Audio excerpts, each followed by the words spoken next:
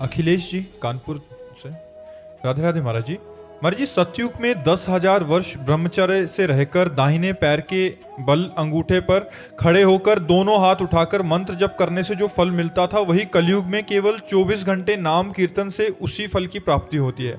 महाराज जी, 24 घंटे किस विधि से जप करें कि उसी फल की प्राप्ति हो? कृपया विधि और निषेध का वर्णन करें। अगर एक दिन के लिए आप ऐसा नियम ले लें कि प्रातःकालीन 4 से लेकर प्रातःकालीन 4 अगले दिन तक बिना कुछ खाए हुए वो 10,000 वर्ष तपस्या करे, तुम 24 घंटे कर लो नाम जप या नाम कीर्तन, तो जो 10,000 वर्ष का वो फल 24 का। कलयुग का बहुत बड़ा प्रताप है, पर कलयुग में मन नहीं लगता है। सबसे बड़ी समस्या ये है कि सतयुग आदि में मन बड़ा वो मतलब इतना मन को साधे हुए लोग थे कि कहीं भी मन से भी कोई पाप ना हो जाए। अपना तो अगर मन छोड़ दो तो पाप ही करता रहता है, और मानसिक पाप का भी दंड दिया जाता था। ये तो कलयुग की कृपा कहो कि कल करे एक पुनीत प्रतापा, मानस पुण्य होए नहीं पापा। मानसिक पाप का दंड नहीं मिलता, नहीं और युगों में मानसिक पाप का भी दंड मिलता था। बड़ा सावधानी का प्रसंग है।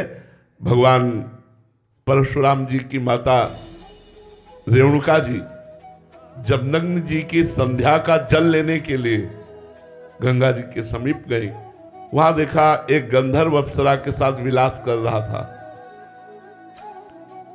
बस देखती रह गई। इतने में विलंब हो गया तो देखा संध्या का समय तो निकल गया, अब क्या करें। गई और सर झुका करके जल अर्पित किया। महर्षि जमदग्नि जी ने कहा विलंब का कारण, उन्होंने स्पष्ट कहा, मिथ्या भाषण नहीं किया। उन्होंने कहा गंधर्व अप्सरा के साथ केली कर रहा था, उसको देखने में हमारी रुचि हुई, इसलिए अपराध। एक पतिव्रता होकर दूसरे पुरुष के विलास को देखकर तुम्हारे मन में रुचि उत्पन्न हुई, इसलिए तुम दंडनीय हो, अपराधी हो, तुम्हें दंड मिलेगा।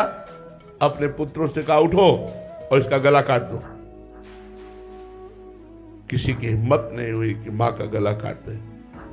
थोड़ी देर में देखा परम ब्रह्मचारी भगवत स्वरूप भगवान परशुराम जी फरसालिए उपस्थित हुए, हर समय अस्त्र रखते थे। प्रणाम किया, उनका बेटा अपनी मां का गला काट दो। प्रश्न नहीं किया, तुरंत काट दिया। अपने भाइयों का गला काट दो, प्रश्न नहीं किया, तुरंत काट दिया। बोले मैं बहुत प्रसन्न हूं, वरदान मांगो। तो उनका मेरी माँ और भाई पुनः जीवित हो जाए, उनको ये स्मृति भी न रहे कि मैंने वध किया। सोचो, केवल गंधर्व और अप्सरा की केली को देखने का दंड दिया कि गला कटवा दिया। आज यहाँ क्या हालत है। भारत है ये धर्म भूमि है, ये ऋषियों की भूमि है। तो कलयुग में मन को समाहित करना बड़ा कठिन है। 24 घंटे मन को एक मंत्र में लगाना, एक नाम में लगाना। हम तो कहते हैं प्रयास करके देखो, बहुत अच्छी बात है। 24 घंटे न सही 10 घंटे तो लगेगा, आप लगा के देखो। प्रातःकालीन 4 बजे से अनुष्ठान लो। एक दिन भोजन नहीं पाएगा, जल नहीं पिएगा तो कोई मरेगा नहीं।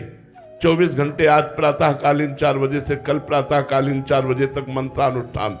लघु शंका कराए, आचमन किया, पवित्र होकर फिर बैठ गए और जब करके देखो, आतंक मचा देगा। मन बड़ा बदमाश है, बड़ा बदमाश है।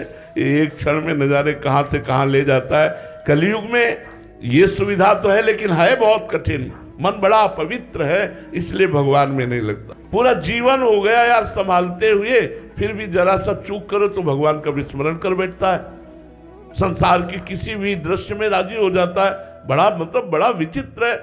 हम तो इसीलिए कहते हैं कि नाम जप करो, अपने कर्तव्य का पालन करो, क्योंकि साधना करके भगवत प्राप्ति करना बहुत कठिन है। वो हम सब लोग देख रहे हैं, अपने लोग देख रहे हैं। आप उचित धर्म पूर्वक विषयों का सेवन करो, नाम जप करो, अपने कर्तव्य का पालन करो, इसी से भगवत प्राप्ति हो जाएगी।